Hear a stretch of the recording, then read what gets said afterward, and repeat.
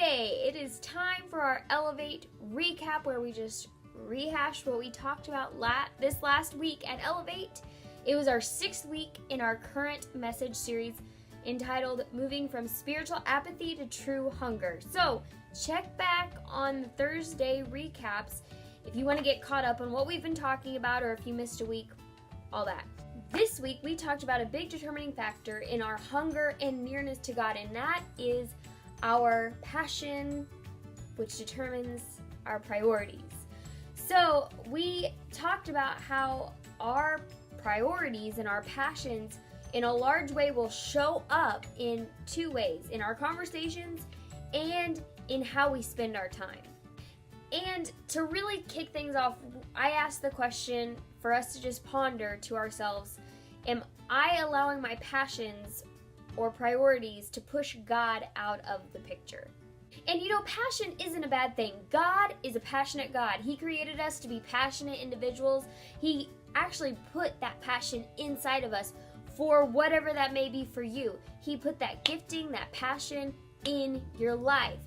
But whenever our passion begins to overshadow our Creator who gave us those passions, then things get out of balance and out of whack. When it comes to our priorities, it's important for us to understand that when we say yes to one thing, we're saying no to something else. The thing we have to do is always say yes to God first. So when we say yes to one thing and no to another, we should always be saying yes to God, and sometimes that may mean we're saying no to something else that might be good and well, but it's not the most important thing. It's not the number one priority. And a good way to remember this is just to think about keeping the main thing the main thing. First, you have to make God your main thing, your number one priority. And it's easy to say that, but it's a different thing to live that out. What does it look like to make God the number one priority? It means always saying yes to Him first. So we talked about 2 things to help us get our priorities back into line with God at the top.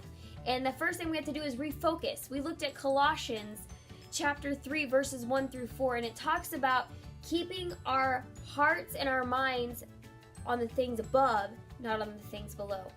We can get so wrapped up in the things below, on the things here on earth, on our passions, on our things that we want to do, and we lose sight of the heavenly things. We lose sight of God. So keep the main thing the main thing. Refocus where our minds and our hearts are tuned in to things that are eternal, that are heavenly, that are pleasing to God, and everything else will fall in line. And that comes to the second thing that we have to do to get our priorities back in line. We have to refocus, but we have to trust. And that's where we have to trust, is whenever we set our mind and our hearts on things above, we can trust and know that God's going to line everything up for us here in this life on earth.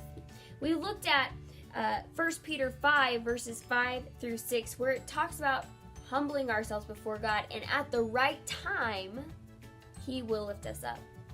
So what this shows us is that before that part, it said that God opposes the proud, but He gives grace to the humble. So what this passage shows us is that trust really requires humility.